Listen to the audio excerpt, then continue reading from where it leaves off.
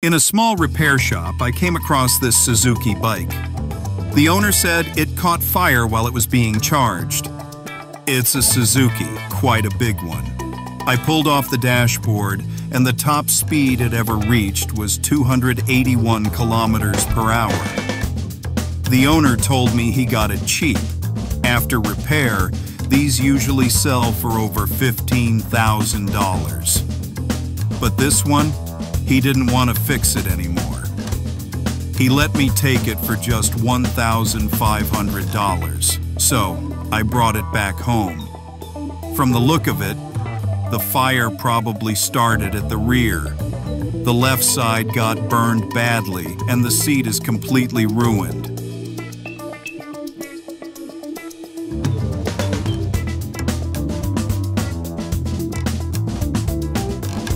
This part here, that's the ECU and battery section. Both are pretty much done for.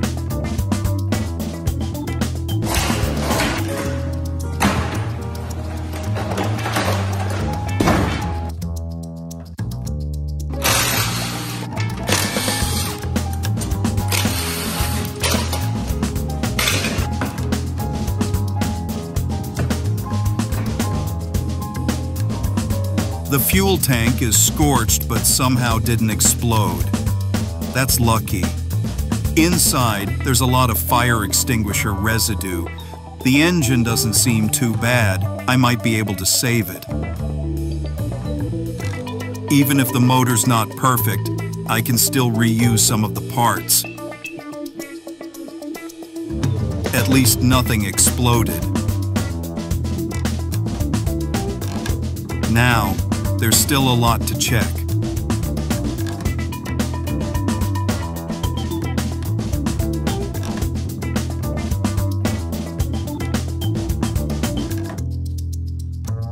The tires didn't get completely burned.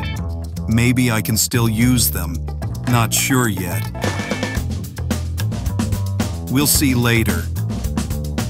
I think I found why the fuel tank didn't explode. It's thanks to this heat shield right underneath. Expose the engine.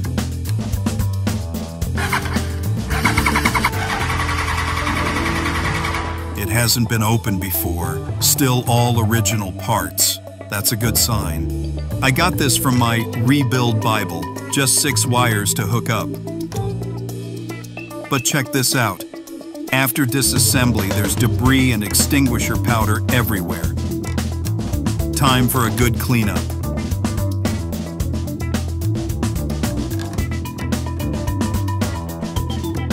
After cleaning, the garage finally looks neat again. Feels good to see everything clear and organized. Now, on to the next step. Unfortunately, I didn't get the right connector plug. But no worries, I just hardwired it myself. Once I confirmed the ECU was fine, I wired everything up and made a new connector. That should hook right into the bike system. And that's not even counting the extra wiring work. Luckily, I found the full repair manual online, so I know exactly how to wire it properly. But just when I thought I could finally turn the key, it threw me another surprise. Marvelous. You've got to be kidding me. Turns out the key doesn't even belong to this bike. Guess I didn't check that when buying it. Now, I'll have to come up with my own way to start it. Anyway, the challenge continues. Let's see if I can bring this Suzuki back to life. Stay tuned.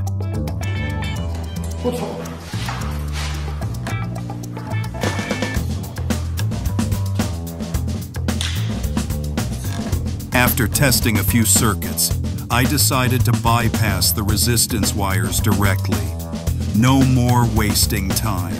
I cut those dead wires clean. Looking better already. The wiring looks stable. Just checking for any smoke now. All good. Here's the fuel tank. I pulled out the fuel pump and look, rust everywhere.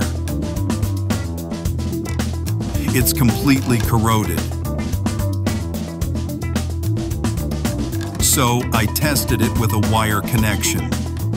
Just as I thought, no response at all. The fuel pump's completely jammed. Basically, it's dead. Time to find a replacement. But hey, that's part of the fun in rebuilding. Just grab whatever's around, and let's have a good laugh. Once I saw everything looked fine, I threw the parts back together. Let's fire her up for a test. Wish me luck, guys.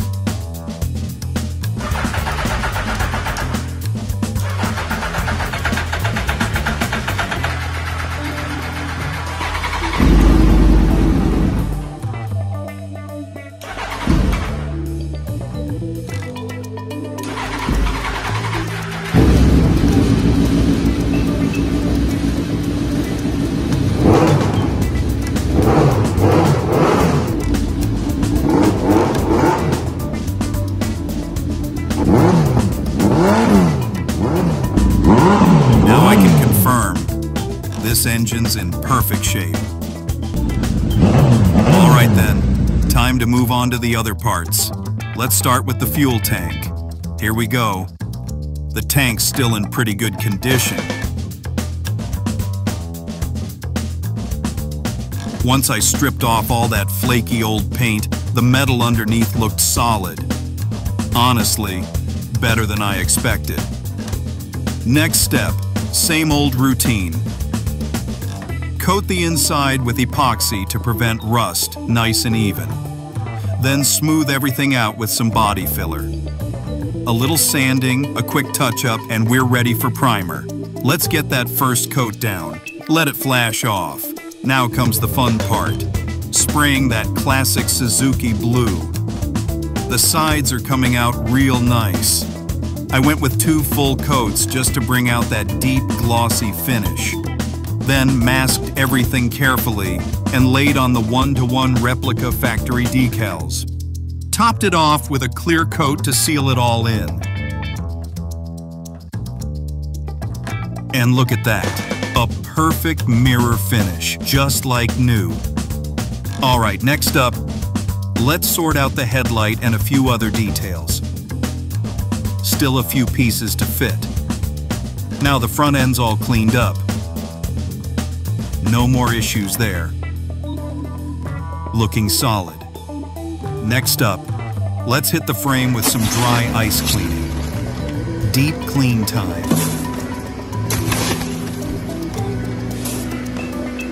I went through over 70 pounds of dry ice, but now the frame's spotless.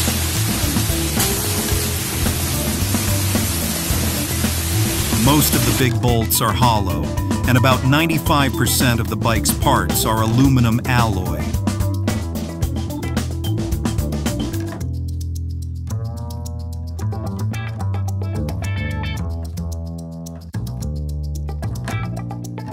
I even found a full set of fairings from the original supplier. Pricey, but so worth it.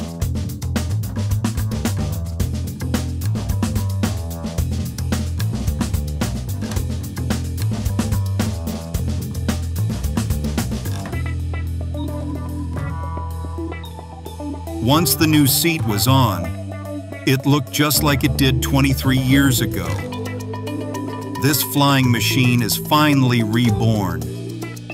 Full restoration, complete.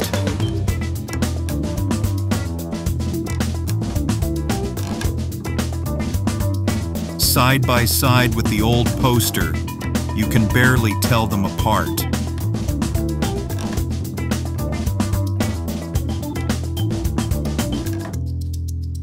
But now, this one's got a whole new story. Listen to that sound.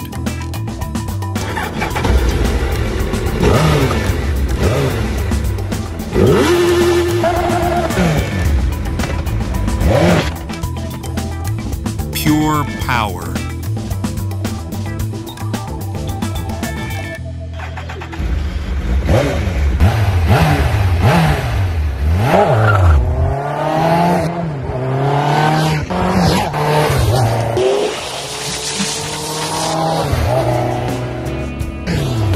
Even after 23 years, this land rocket still tears it up. That 1,300 cubic centimeter engine twists the throttle. Anyway, thanks for joining me on this rebuild, guys. Take care and keep wrenching.